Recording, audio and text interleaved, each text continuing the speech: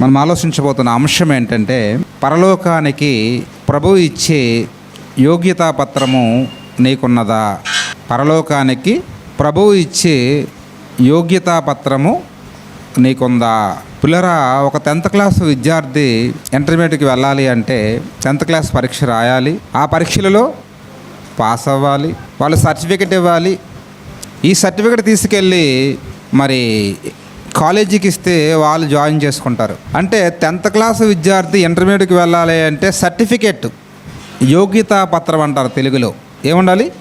యోగ్యతా పత్రం ఉండాలి. అలాగే ఒక డిగ్రీ విద్యార్థి, ఒక ఇంటర్మీడియట్ విద్యార్థి డిగ్రీకి వెళ్ళాలంటే, ఒక డిగ్రీ విద్యార్థి పై చదువులకు వెళ్ళాలన్నా వారికి సర్టిఫికెట్ ఉండాలి. దాన్నే యోగ్యతా పత్రం అంటారు. ఇది లేకపోతే వాళ్ళు జాయిన్ చేసుకోరు. అలాగే రోడ్డు మీద ఒక బైక్ నడపాలంటే ఏముండాలి?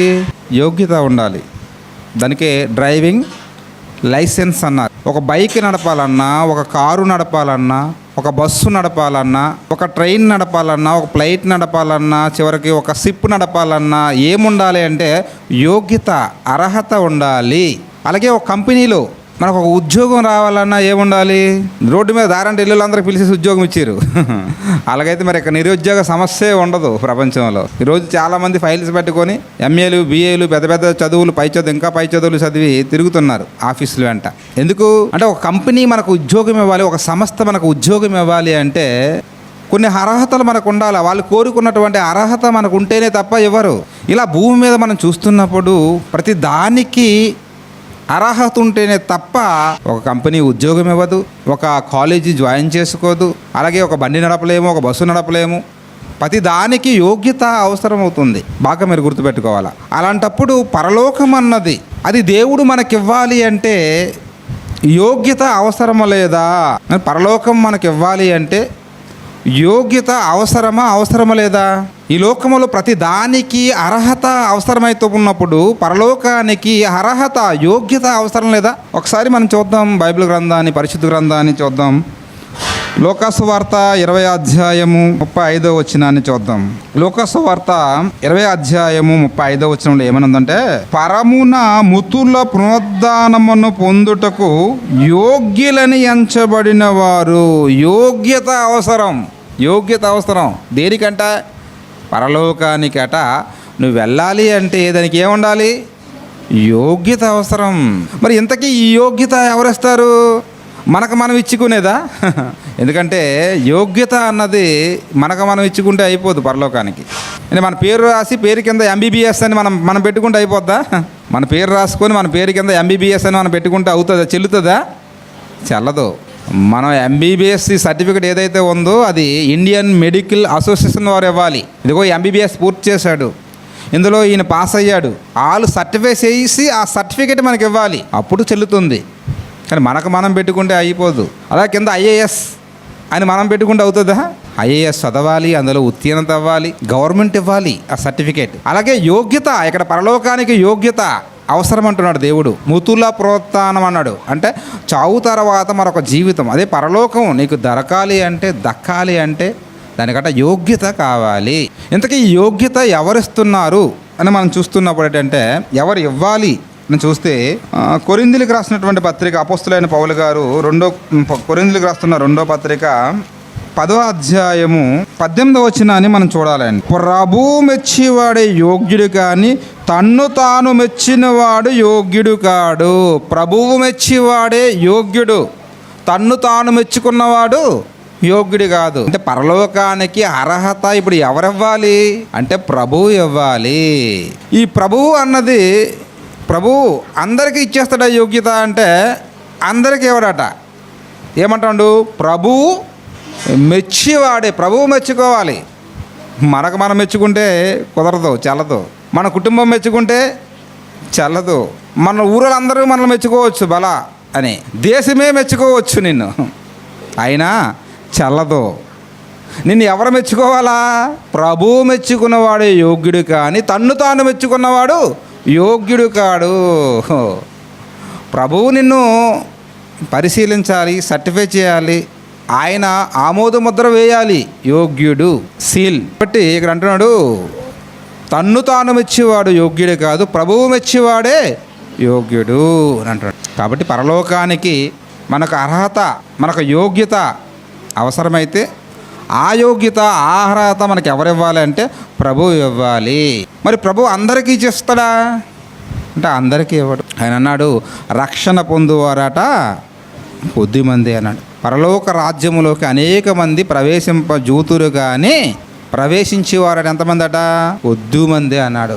ఆ కొద్దిమందిలో మీరు నేను ఉన్నానా లేదా అన్నది మనం పరిశీలించుకోవాలి. కాబట్టి మనం ఒకసారి చూస్తే ప్రభువు మెచ్చిన వారిలో, దేవుడు మెచ్చి ఈ యోగ్యతా పత్రాన్ని ఇచ్చిన వారిలో మరి ఎవరైనా ఉన్నారా అని మనం చూసినప్పుడు బైబిల్ గ్రంథంలో కొంతమంది భక్తులు మనకు కనిపిస్తుంటారండి. కొందరిని మనం చూద్దాం. అందులో మొట్టమొదటగా ఆదికాండము 7వ అధ్యాయము ఒకసారి చూద్దామండి. ఆదికాండము 7వ అధ్యాయము 1వ వచనాన్ని చూద్దాం. యెహోవా ఈ తరము వారిలో నీవే నా ఎదుట నీతిమంతుడువై ఉండిట చూచితిని. ఇక్కడ నోవాహు అన్నటువంటి ఒక భక్తుడు కనిపిస్తున్నాడు. ఆయనకి సర్టిఫికేట్ దొరికిపోతుంది దేవుని దగ్గర నుంచి. ఎందుకట? నోవాహు ఈ తరమంతటిలో నీవే నీతిమంతుడు అంటే తరానికి ఒక్కడికి దొరికింది. ఇక్కడ నోవాహు గారికి ఏం దొరికిందంటే పరలోకానికి యోగ్యత దొరికింది, తరానికి ఒక్కడికి దొరికిందండి. అంటే చూడండి అండి, ఒక ఆర్మీ దీనికి వెళితే, ర్యాలీకి వెళితే అందులో ఎంతోమంది వేల మంది వెళ్తారు, వందల మంది వేల మంది వెళ్తారు. అలా వెళ్ళిన వారు అందరికీ అర్హత దొరకదు. ఆ వెళ్ళిన వారిలో కొందరికే దొరుకుతుంది, కొందరే సెలెక్ట్ అవుతారు. ఫిజికల్ టెస్ట్ పాస్ అవ్వాలి, రిటర్న్ టెస్ట్ పాస్ అవ్వాలి, చాలా ఉంటాయి దాంట్లో. వాళ్ళు అనుకున్న అర్హత దొరికితేనే తప్ప వాళ్ళు పాస్ కారు. అలాగే ఇక్కడ దేవుడు కూడా ఒక తరానికి ఒక్కరికి దొరికింది ఆ యోగ్యత. అది ఎవరంటే నోవాహు గారికి దొరికింది. ఎందుకంటే ఆ తరమంతటిలో అతనే అట నీతి మంతుడు అంటున్నాడు. అలాగే 18వ అధ్యాయంకి వచ్చేసరికి ఆదికాండము, అక్కడ ఒక ఆయన మనకు కనిపిస్తారండి. ఆదికాండము 22వ అధ్యాయము 18వ వచనమండి. ఆదికాండం 22వ అధ్యాయం 18వ వచనం. మరియు నీవు ఇక్కడ అబ్రహాము గారితో దేవుడు మాట్లాడుతున్నాడు. మరియు నీవు నా మాట వినినందున భూలోకములోని జనములన్నీ నీ సంతానం వలన ఆశీర్వదింపబడును. ఇక్కడ అబ్రహాం గారితో దేవుడు చెబుతున్న మాట, పలుకుతున్న మాట, అబ్రహాము నీ సంతానం బట్టి ఈ భూమి మీద ఉన్నటువంటి జనములందరినీ నేను ఏం చేస్తానంటే ఆశీర్వదిస్తాను అంటున్నాడు. అబ్రహాం గారికి యోగ్యత దొరికింది పరలోకానికి. ఎందుకు దొరికిందంటే మనం మొదటి మాటలో చదువుకుంటాము, నీవు నా మాట వినినందున. బాగా ఆలోచించండి. ఎందుకంటే పరలోకానికి యోగ్యత దొరకాలి అంటే భక్తులకున్న అర్హత ఏంటో మనం చూస్తున్నాం. అక్కడ నోవాహుకు దొరికింది అంటే ఆ తరమంతటిలో నీతిమంతుడుగా ఉన్నాడు. ఇక్కడికి వచ్చేసరికి అబ్రహాం గారికి దొరికింది. అబ్రహాం గారికి ఎందుకు దొరుకుతుందంటే ఆయనట దేవుని మాట విన్నాడా లేదు చెప్పండి? విన్నాడు. ఎక్కడో కల్దీల దేశంలో ఊరు అన్నటువంటి ఒక గ్రామంలో బ్రతుకుతున్నాడు. తన బ్రతికేదో తను బ్రతుకుతున్నాడు. అప్పుడు దేవుడు అతన్నితో మాట్లాడుతున్నాడు. ఏమని? అబ్రహాము, ఇదిగో నీ దేశాన్ని, నీ బంధువులను, నీ తండ్రి ఇంటని విడిచిపెట్టి నేను నీకు చూపించే దేశానికి వెళ్ళాలి నాయనా అన్నాడు. అన్న వెంటనే అబ్రహాం ఏం చేశాడు? ఆలోచించాడా? సందేహించాడా? లేదండి. దేవుని మాట ప్రకారంగా మూటముళ్ళు సరిదేసి బయలుదేరిపోయాడండి. అంటే ఆయన విశ్వాసం చూడండి. అంటే బంధువులను విడిచిపెట్టేశాడు, స్నేహితులు విడిచిపెట్టేశాడు, సొంత ఊరిని విడిచిపెట్టేశాడు. దేవుడు వెళ్ళమనే చోటకి బయలుదేరిపోయాడండి. అలాగే తనకు పిల్లల విషయంలో కూడా మీకు తెలుసు, తన కొడుకు ఇస్సాకుని బలి అడుగుతాడు. అప్పుడు ఏమైనా ఆలోచించాడా? అప్పుడు ఆలోచించలేదండి.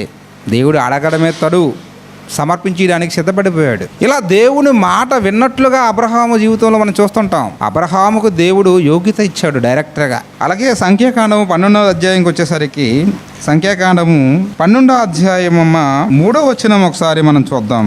యెహోవా భూమి మీద ఉన్న వారందరిలో మిక్కిలి సాత్వికుడు.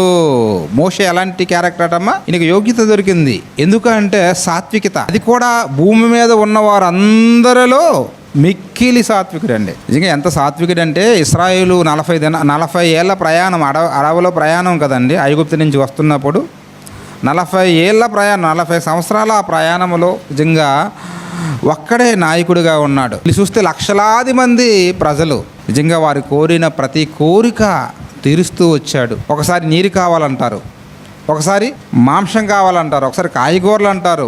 కోరికలు మామూలు కోరికలు కాదండి వీళ్ళు. అడిగిన ప్రతి దాన్ని వారికి అందిస్తూ, వారిని సహిస్తూ, ఓర్చుకుంటూ 40 సంవత్సరాలు నడిపించాడండి మహానుభావుడు. చాలా ఇబ్బంది పెట్టుతాడు. ఆ సంఘటనలన్నీ మనం చదువాం, గతంలో చూసాం. అంటే మోషే సాత్వికుడు కాబట్టే దేవుడు ఇతనికి యోగ్యత కల్పించాడు పరలోకాన్ని. అలాగే మనం కొంచెం ముందుకు వెళితే పిల్లరా మరొక ఆయన కనిపిస్తాడండి. అతనే యోబు గ్రంథం. ఒకసారి మనం చూద్దాం. యోబు గ్రంథము 1వ అధ్యాయం కొద్దాం. పూజ్య దేశమందు అందుకు యెహోవా, నీవు నా సేవకుడవైన యోబు సంగతి ఆలోచించితివా? యోబట యథార్థవంతుడట, న్యాయవంతుడట, దేవుడంటే ఏముందటమ్మా? భయం, భక్తి. చెడుతనమును విసర్జించినవాడు భూమి మీద అతని వంటి వాడు ఒకడనూ లేడు. అంటే ఇప్పుడు యోగ్యత ఎవరికి దొరికింది? యోబు గారికి దొరికిపోయింది. ఎందుకు? అతని యొక్క క్యారెక్టర్ అండి, గుణం. న్యాయవంతుడట, యథార్థవంతుడట, చెడుతనాన్ని విసర్జించి దేవుని పట్ల అపారమైనటువంటి భయము, భక్తి కలిగిన వాడుగా కనిపిస్తున్నాడు. అందుకే యోబు ఇక్కడ సెలెక్ట్ అయిపోయాడు, అర్హత వచ్చింది. దానియేలు గ్రంథం ఒకసారి మనం చూడాలి. దానియేలు గ్రంథము 10వ అధ్యాయము 11వ వచనాన్ని ఒకసారి చూద్దాం. దానియేలు, నీవు బహుప్రియుడు గనుక నీ యొద్ద నీకు పంపబడితే అంటే దానియేలు అట దేవునికి అట ఎవరమ్మా? ప్రియుడు కాదట, కేవలం ఇష్టమైన వాడే కాదట, బహుప్రియుడు. అంటే దానియేలు అంటే చాలా చాలా చాలా ఇష్టం దేవునికి. ఎందుకు అంత ఇష్టం? దానియేలు యొక్క భక్తి అలాంటిదండి. అందుకే దానియేలుని పట్టుకొని బాగా ఆకలితో ఉన్నటువంటి సింహాల భూమిలో పడేశారు. కానీ సింహాలు తిన్నాయా దానియేలు గారిని? తినలే. రాత్రంతా పస్తులు ఉన్నాయి. అవి సింహం పస్తులు ఉంటుందా? ఆహారం కళ్ళ ముందు ఉంటే, ఆహారం కళ్ళ ముందు కనిపిస్తుంటే అలా చూస్తూ రాత్రల్లో అలా ఉండిపోయినాయి తప్ప ముట్టుకోలేదు. ఎందుకు?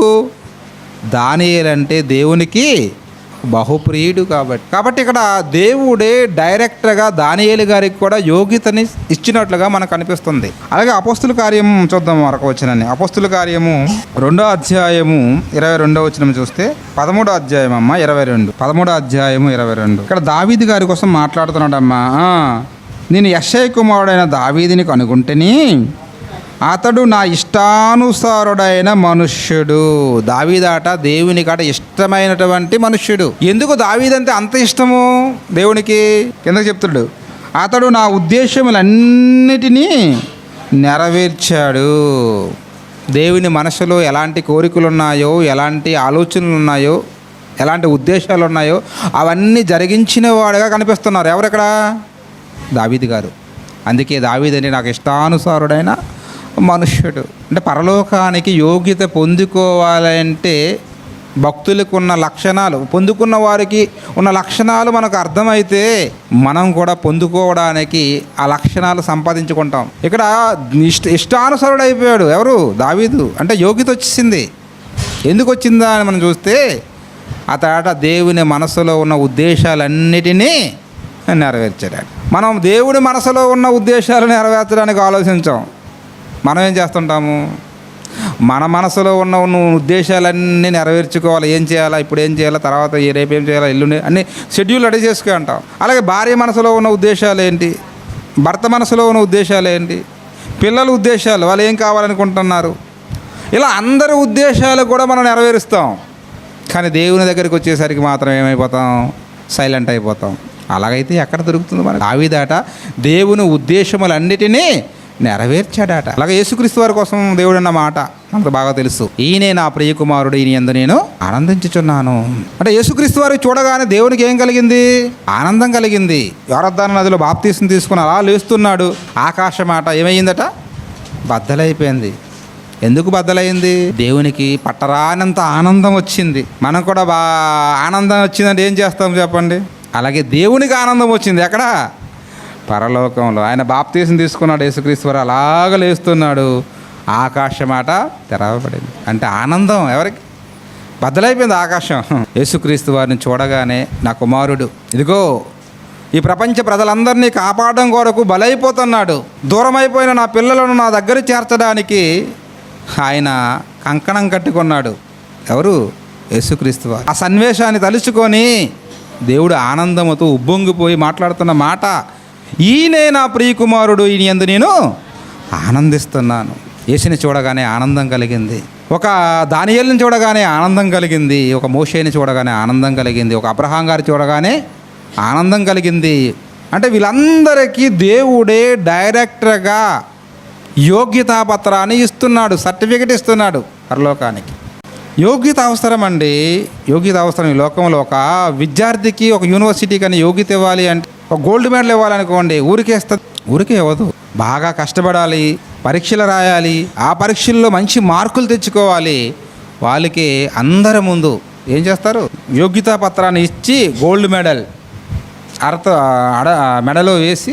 అలాగే దేవుడు కూడా మనకు యోగ్యతా పత్రాన్ని ఇవ్వాలి. యోగ్యత అవసరం. కాబట్టి ప్రభువు అలా మెచ్చుకున్న వారిలో, యోగ్యతని కల్పించిన వారిలో ఎవరైనా ఉన్నారా ఈ భూమి మీద అని మనం చూసినప్పుడు కొంతమంది కనిపిస్తుంటారండి. మనం చూద్దాం. మత్తయి సువార్త 8వ అధ్యాయాన్ని చూసినప్పుడు, అది కపెర్నహూము అన్న గ్రామం అండి. కపెర్నహూము అన్న గ్రామంలో యేసుక్రీస్తు వారు ఏం చేశారంటే పర్యటిస్తున్నారు.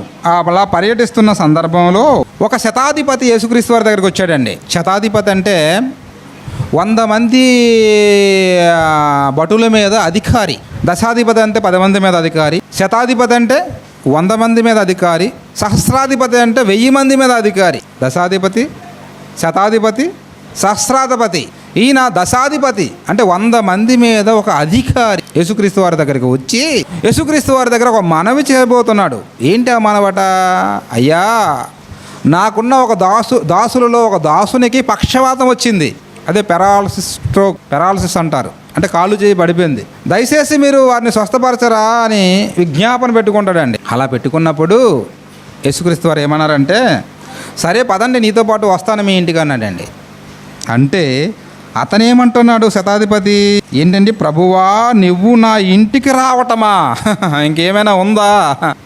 నేను పాత్రుడినే కాదు, నాకు అంత యోగ్యత లేదయ్యా. నువ్వు పరిశుద్ధుడు, ఇలాంటి పరిశుద్ధుడు నా ఇంటిలో అడుగు పెట్టి అంత యోగ్యత కూడా నాకు లేదు. ఒక మాట సెలవివ్వండి, అప్పుడు నా దాసుడు స్వస్థపడిపోతాడు.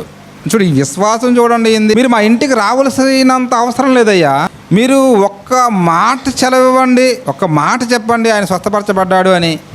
వెంటనే అక్కడ నా సేవకుడు స్వస్థపరచబడ్డాడు. ఆ నమ్మకము, ఆ విశ్వాసం చూడండి ఎలా ఉన్నది అండి. ఆ విశ్వాసానికి యేసుక్రీస్తు వారే ఆశ్చర్యపడిపోతారండి.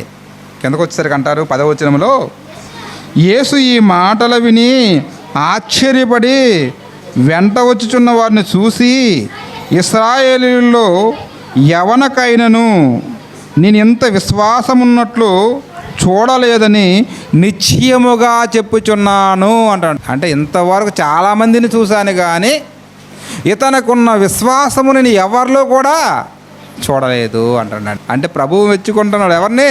శతాధిపతినండి. అంటే విశ్వాసం. నీ పరలోకానికి అర్హత రావాలంటే మొట్టమొదటిగా ఉండవలసింది ఏంటి?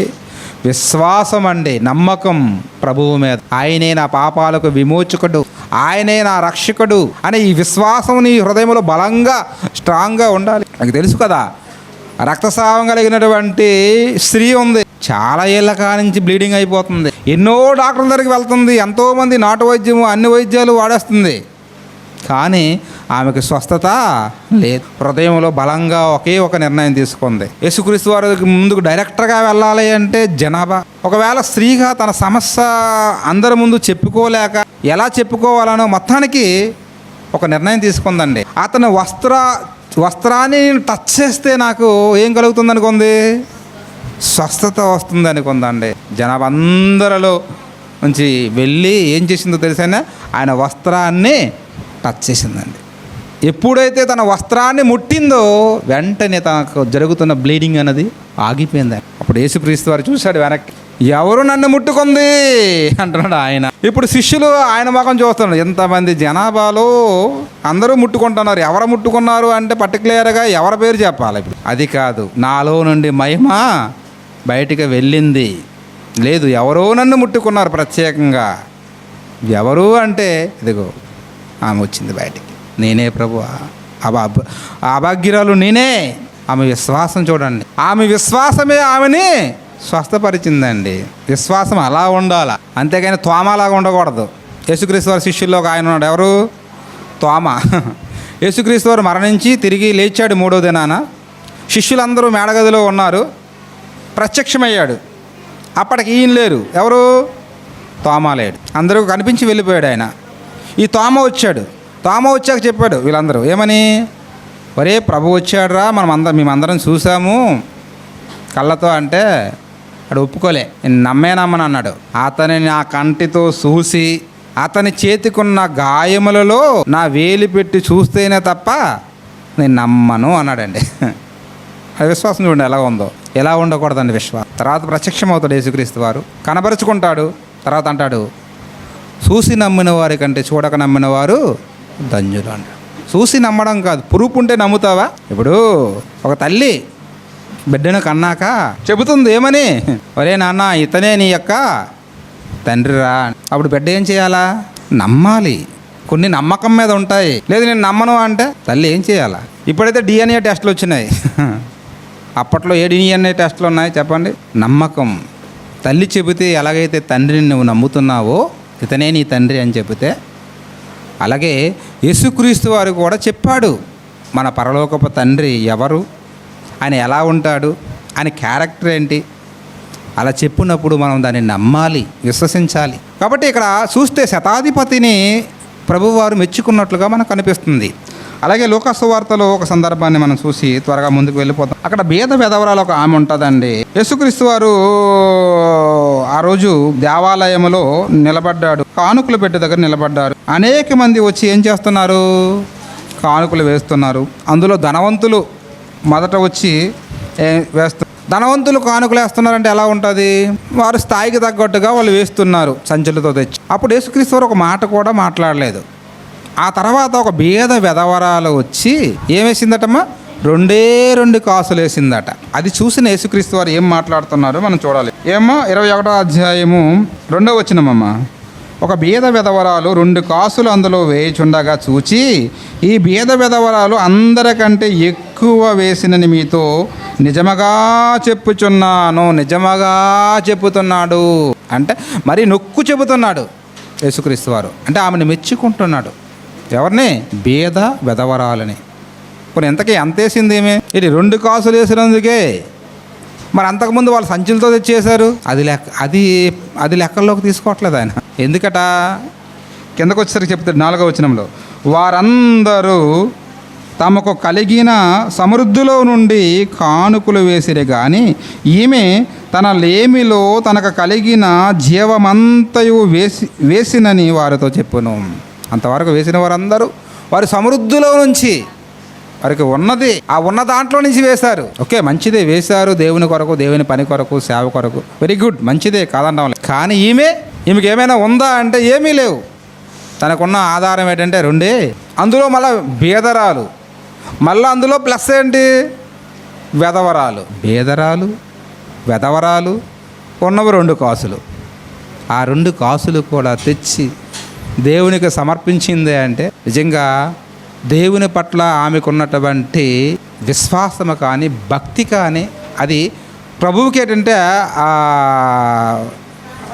ఏం చేసిందంటే ఆశ్చర్యపరిచిందండి.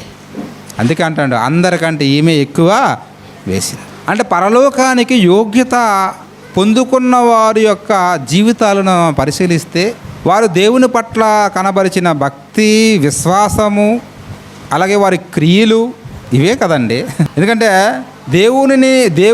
దేవుడు మనల్ని మెచ్చుకోవాలి అంటే ఒక్కటేనండి, అది మన విశ్వాసం, మన భక్తి, మన త్యాగం, ఆయన పట్ల మనకు ఉన్నటువంటి ఆ ప్రేమ, ఆ మమకారమేనండి. కాబట్టి ప్రభువు మెచ్చుకున్నవాడే యోగ్యుడు, తన్ను తాను మెచ్చుకున్నవాడు యోగ్యుడు కాదు. చాలామంది తెలియకేటంటే ఎవరో మెచ్చుకోవాలనుకొని వారి కొరకేటంటే ప్రాకులాడుతుంటారు. అలాంటి వారి జాబితా మనం చూస్తున్నప్పుడు కొత్త నిబంధన గ్రంథంలో మనకు కనిపిస్తుంటుంది. పరిచయులు అన్నటువంటి ఒక గుంపు ఉందండి. వాళ్ళు ఎలాంటి వాళ్ళంటే వాళ్ళ మనస్సు ఒకసారి చెప్తున్నాడు అక్కడ. ఒకసారి మనం చూద్దాం. లూకా సువార్త 16వ అధ్యాయము 15వ వచనం చూద్దాం. ఆయనను మీరు మనుషుల ఎదుట నీతిమంతులని అనిపించుకున్న వారే కానీ ఎవరట? వీళ్ళు ఎవరి ఎదుట నీతిమంతులని అనిపించుకోవాలనుకుంటున్నారట? వీళ్ళని ఎవరు మెచ్చుకోవాలని అనుకుంటున్నారట? ఈ పరిచయులాట మనుషుల మనుషులు ఎదుట నీతిమంతులు అనిపించుకోవాలనుకుంటున్నారట. అంటే మనుషులు మెచ్చుకుంటే వచ్చేస్తుంది నీకు పరలోకం. మనుషులు ఎదుట మీరు నీతిమంతులు అనిపించుకున్నవారు కానీ దేవుడు మీ హృదయములు ఎరుగును. మనుషులలో ఘనముగా ఎంచబడినది దేవుని దృష్టికి అసహ్యము అంటాడు అన్నమాట. మనుషులు ఘనం అంటే దేవుడు అంటే అది ఘనహీనం అంటాడు. మనుషులకు నచ్చుతుంటే దేవునికి అది నచ్చట్లేదు. కాబట్టి ఇప్పుడు మనం ఎవరికి నచ్చాలా? దేవునికి నచ్చాలా, మనుషులకు నచ్చాలా? అక్కడ ఏ రోజు రాజు ఉంటాడు, ఆయన సింహాసనం మీద కూర్చొని రాజవస్త్రాలను ధరించి ఒక ప్రసంగం చేశాడు. ఆ ప్రసంగానికి మగ్ధులైపోయిన ప్రజలు అన్నారు, ఇది దైవ స్వరమే కానీ మానవ స్వరము కానే కాదు. ఏంటి ఆ రాజు మాట్లాడితే ఎలాగుందట? అది దైవస్వరంగా ఉందన్నారట. కానీ దేవుని మహిమపరచనందునట అతనట తర్వాత ఏం జరిగిందమ్మా? అతను పొరుగులు పడి చనిపోయాడు. కాబట్టి మనం ఎవరికి నచ్చాలంటే దేవుడికి నచ్చాలండి. మనుషుల కోసం అండి ఎప్పుడు కూడా మనుషుల యొక్క మాటలు మనము పట్టించుకోకూడదు. ఎందుకంటే మనిషి ఈరోజు మన కోసం మంచిగా మాట్లాడిన నోరే రేపొద్దున మన కోసం అదే నోరు చెడుగా కాబట్టి ఏమంటున్నారంటే మనుషులు కామెంట్స్కి కానీ వాటికి కానీ ఎప్పుడు మనం ఏంటి హృదయంలోకి తీసుకోకూడదండి. ఒకసారి యెషయా గ్రంథం ఒకసారి చూడండి, ఒక 2-3 వచనాలు మనం చూసుకొని ముగించుకుందాం. యెషయా గ్రంథం చూద్దాం. 51 అధ్యాయము 7వ వచనం చూస్తాము.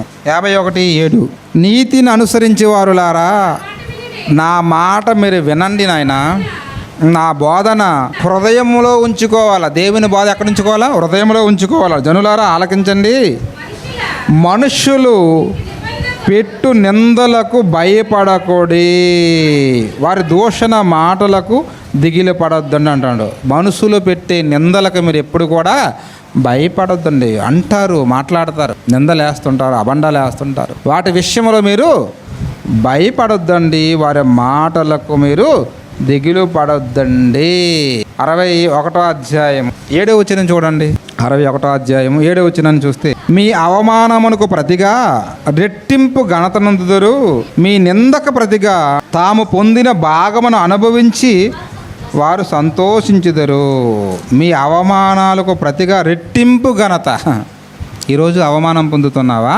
ఎవరి నుంచేనైనా సహించు, ఓర్చుకో. ఈరోజు నీవు పొందుకున్నటువంటి అవమానానికి రెట్టింపాట నీకు ఒకరోజు దేవుడు ఏం చేస్తాడు? ఘనతని కలిగిస్తాడు. కాబట్టి ప్రియులారా, మనం మనుష్యులు విషయంలో పిల్లరా ఎలాగుండాలి అంటే చెబుతున్నాడు దేవుడు. ఎవరో అవమానించారనో ఎవరో నిందించారనో వారి విషయంలో మనం ఫీల్ అయ్యి దేవునికి దూరం అయిపోయే విధంగా ఉండకూడదు. వాటన్నిటినీ మనం సహించుకుంటూ ముందుకు వెళితే దేవుడు మనం పొందినటువంటి అవమానాలకు నిందలకు రెట్టింపు ఆయన ఘనతను ఇస్తానంట. కాబట్టి పిల్లరా, పరలోకానికి మనకు యోగ్యత రావాలి అంటే మనల్ని ఎవరు మెచ్చుకోవాలమ్మా? తన్ను తాను మెచ్చుకున్నవాడు యోగ్యుడు కాదు, ప్రభువు మెచ్చుకున్నవాడే యోగ్యుడు అంటుండండి. అలాగే పేతురు గారు రాసినటువంటి మొదటి పత్రిక 1వ అధ్యాయము 7వ వచనంలో ఒక మాట చూసుకుందాం. నశించిపోవు సువర్ణము అగ్ని పరీక్ష వలన శుద్ధపరచబడుచున్నది కదా, దానికంటే అమూల్యమైన మీ విశ్వాసము ఈ శోధనల చేత పరీక్షకు నిలిచినదై యేసుక్రీస్తు వారు ప్రత్యక్షమైనప్పుడు మనం మెప్పిను మహిమను ఘనతను కలుగుటకు కారణమగును. అంటే మనం వేసుకున్న బంగారం ఏదైతే ఉందో మెరుగు, ఆ కాంతి, ఆ వెలుగు వస్తుందంటే దేని బట్టి వస్తుంది? వెలుగు అన్నది, ఈ కాంతి అన్నది అది మట్టిలో నుంచి తీస్తున్నప్పుడు ఇది ఉండదండి. బంగారం అన్నది బంగారు గనుల్లో నుంచి తీస్తున్నప్పుడు ఈ కాంతి వెలుగు ఉండదు. తీసిన తర్వాత ఏం చేస్తారంటే దాన్ని అగ్ని కొంపట్లో పెట్టి దపదపాలుగా ఏం చేస్తారంటే కాలుస్తారు. అలా కాల్చటం వలన అనేక రకాలైనటువంటి పదార్థాలతో శుద్ధి చేయడం వలన ఏమవుతుందంటే ఆయనకి తర్వాత వెలుగు వస్తుంది, ఆ క్రాంతి వస్తుంది, ప్రకాశిస్తుంది. అంటే బంగారానికి కూడా ఏం తప్పలేదు, ఇప్పుడు బంగారమే, కానీ బంగారం కూడా ఏం చెప్పలేదంటే పరీక్ష.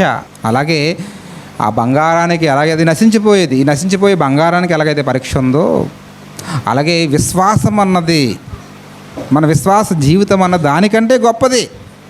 కాబట్టి దీనికి ఏముంటుందంటే పరీక్ష ఉంటుంది. ఆ పరీక్షలో నువ్వు నిలబడితే, నువ్వు సహిస్తే ఒకనొక రోజు మన ప్రభువు వస్తాడు. ఆయన వచ్చినప్పుడు అట ఏం కలుగుతుందట మనకట?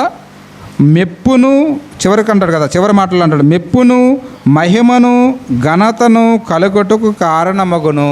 అంటే పరలోకానికి అర్హత నీకు రావాలి అంటే నీ విశ్వాస జీవితంలో ఎదురవుతున్న పరీక్షలన్నిటిలో నువ్వు నిలబడాలి. అలా నిలబడిన నాడే ఏంటంటే ఆ యోగ్యతను దేవుడు ఇవ్వడానికి సిద్ధంగా ఉన్నాడు. అంటే మీకు తెలుసు కదా, చివరగా ఒక ఆయన దేశాంతరానికి వెళ్ళిపోతుంటాడండి. యజమాని తన దగ్గర ఉన్నటువంటి 3 సేవకులను పిలుస్తాడు.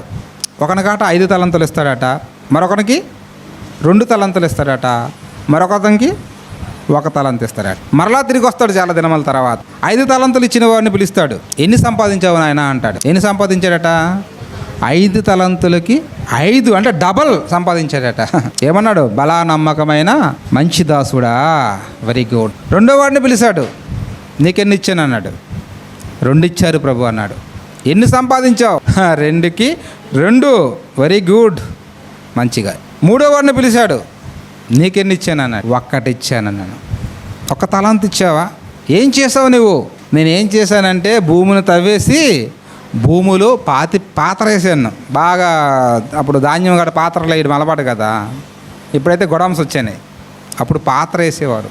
అలా పాత్ర వేసానండి అంటే ఏమన్నాడు యజమాని? సోమరువైన చెడ్డదాసుడా, ఎందుకు ఎలా చేసావు? నీకు ఇచ్చిన దాన్ని నువ్వు రెట్టింపు చేయాలా, అంతే కదా.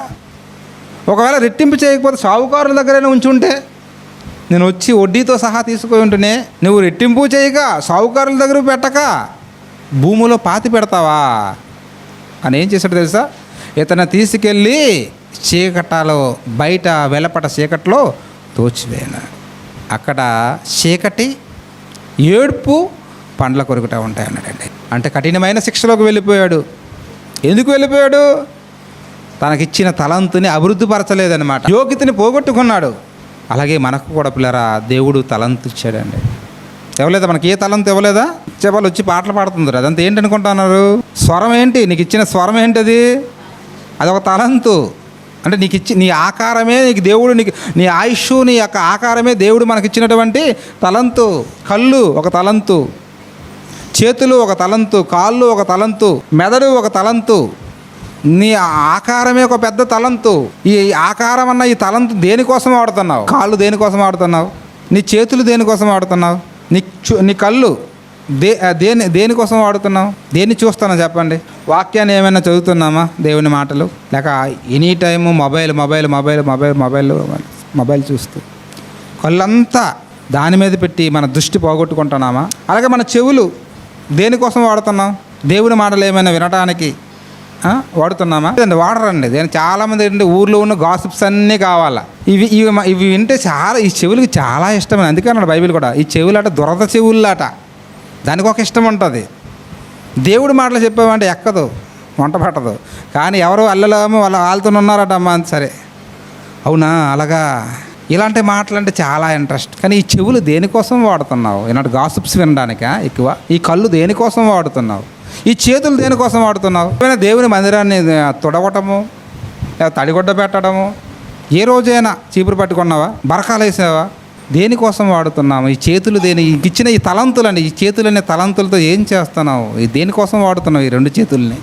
ఈ కాళ్ళు దేనికోసం వాడుతున్నావు? అడుగులు వేస్తున్నావు దేవుని యొక్క కార్యక్రమాల కొరకు. కాబట్టి పిల్లరా, మనకిచ్చిన తలంతులను మనం దేవుని కొరకు, దేవుని యొక్క ఆనందం కొరకు మనం వాడామంటే, దైవ కార్యక్రమాలకు వాడామంటే అప్పుడు ఇస్తాడండి. ఏంటి? ప్రభువు మెచ్చుకుంటాడు. అప్పుడు మనల్ని ప్రభువు మెచ్చుకున్నవాడే యోగ్యుడు, తన్ను తాను మెచ్చుకున్నవాడు యోగ్యుడు కాడు. కాబట్టి మనం చర్చికి వస్తున్నాము, బాప్తీసం కూడా తీసుకున్నాను, పరలోకం నాకు కాకపోతే ఇంకెవరికిస్తాడు అన్న ఈ భ్రమలో మనం ఉండిపోకూడదు. ఎందుకంటే ఫిల్టర్ అయిపోతుంటుందండి. ధాన్యం పట్టుకొని ఎలాగైతే చాట్లో ఏం చేస్తారు? చెరుగుతారు. చెరిగితే పుట్టంతా ఏమవుతుంది? బయటికి వచ్చేస్తుంది. తెలుసు కదా మీ స్త్రీలుగా. అలాగా ఏం చేస్తాడట? ఆయన శాట ఆయన చేతిలో ఉందంటాడు యాహన్ గారు మాట్లాడుతూ. దేవుని చేతిలో ఏముంది? పెద్ద చాట ఉంది. ఏం చేస్తుండ చాటతో? చెరుగుతున్నాడండి. మంచి గింజలన్నీ చాటలో ఉంటాయి, పుట్టంతా బయటకు వచ్చేస్తుంది. నువ్వు మంచి నాణ్యమైన గింజగా ఉండాలనుకుంటున్నావా? బయటికి పారవేసి చివరికి అగ్నితో తగలబెట్టి పొట్టులాగా ఉండాలనుకుంటున్నావా? ఒకసారి ఆలోచించుకో. నీకు ఇచ్చిన ఈ శరీరము, ఈ ఆయుష్, ఈ ఆరోగ్యము నీ బ్రతుకులో ఈ 60-70 ఏళ్ళ ఈ బ్రతుకులో ఎక్కువ శాతం దేవునికి సమర్పిస్తే అప్పుడు నీకు వస్తుంది ఏంటి? Award, gold medal. లేకపోతే పిల్లారా, మన కొరకు ఒక భయంకరమైన లోకము ఎదురు చూస్తుంది, అదే నరకం. అక్కడికి జారిపోతాం. ఆ లోకానికి జారిపోకూడదనే దేవుడు తన వాక్యం ద్వారా మనకు మరలా ఏం చేస్తున్నాడు? జ్ఞాపకం చేస్తున్నాడు అండి. జ్ఞాపకం చేసేటప్పుడు మనం కూడా ఏం చేయాలంటే కొంచెం ఎలక్ట్ అవ్వాలి. అయ్యో, నేను కూడా ఇదిగో ఆ యోగ్యత నేను సంపాదించుకోవాలి, ప్రభువు నన్ను కూడా మెచ్చుకోవాలి. ఒక శతాధిపతిని మెచ్చుకున్నాడు, ఒక పేద విధవరాలిని మెచ్చుకున్నాడు, అక్కడ అబ్రహాం గారిని మెచ్చుకున్నాడు, నోవాహు గారిని మెచ్చుకున్నాడు, యోబు గారిని మెచ్చుకున్నాడు. నన్ను కూడా ప్రభువు మెచ్చుకోవాలా? మా ఇంట్లో ఉన్న వాళ్ళు మెచ్చుకోకపోయినా పర్లేదు, ప్రాబ్లం లేదండి. ఇంట్లో ఉన్న వాళ్ళందరికీ మనం నచ్చాలని, అంత కుటుంబ సభ్యుల్లో కూడా చాలామంది చాలా ఇష్టం అంటే ఉంటాయి, ఎవరి ఇష్టం వాళ్ళది. మనం అందరికీ నేను ఉన్నానండి, ఇప్పుడు నేను ఉన్నానని అందరికి నచ్చుతానా? బయట ఉన్న వాళ్ళు అందరికీ నచ్చుతానా? అంతెందుకు కూర్చున్నవా మీ అందరికీ నేను నచ్చుతానా? మీకు ఇక్కడ కూర్చున్న వాళ్ళలోనే కొంతమందికి నచ్చను. కాబట్టి మనం అందరికీ నచ్చాలని ఎప్పుడు లేదండి. యేసుక్రీస్తు వారే మీకు తెలుసు కదా, ఆయనకి ఎన్ని అవమానాలు, ఎన్ని తిరస్కారాలు, అవన్నిటిని కూడా ఆయన ఏం చేశాడట? అవమానమునట నిర్లక్ష్య పెట్టాడట. అవమానాన్ని నిర్లక్ష్య పెట్టాడు కాబట్టి ఆయనకి దేవుడు స్టెఫెను ఆయన చూసేటప్పటికి, దర్శనం చూసేటప్పటికి ఎక్కడున్నాడు యేసుక్రీస్తు వారు? మనుష్య కుమారుడట దేవుని కుడిపార్శాన ఆసీనుడై ఉన్నాడు, పక్కలో ఉన్నాడు అన్నమాట. కాబట్టి పిల్లారా, ఈ భూమి మీద మనుషుల హృదయంలో మన స్థానం కోసం ఎప్పుడు ఆలోచించకూడదండి. ఎప్పుడు ఆలోచించకూడదు. చెప్పాను కదా, మనుషులు ఏదో మనల్ని ఎప్పుడు ఎవరు ఎలా మాట్లాడతారో, ఎప్పుడు ఎలా స్పందిస్తారో, ఎవరు ఎలా మారిపోతారో తెలియదండి. మాయా ప్రపంచం. అందుకే అంటే మనుషులు నమ్ముకున్నట కంటే యెహోవాని ఆశ్రయించుట మేలు. మనుషుల హృదయంలో స్థానం కోసం ఇప్పుడు ఆరాటపడద్దండి. నీ స్థానం ఎక్కడా? ప్రభు హృదయంలో, దేవుని మనసులో నీ స్థానం సంపాదించుకో. అప్పుడే నువ్వు యోగ్యత లభిస్తుంది. అలా మీరందరూ ఆ యోగ్యతని పొందుకోవాలని కోరుకుంటూ ఇంతటితో నా మాటలు ముగిస్తున్నాను.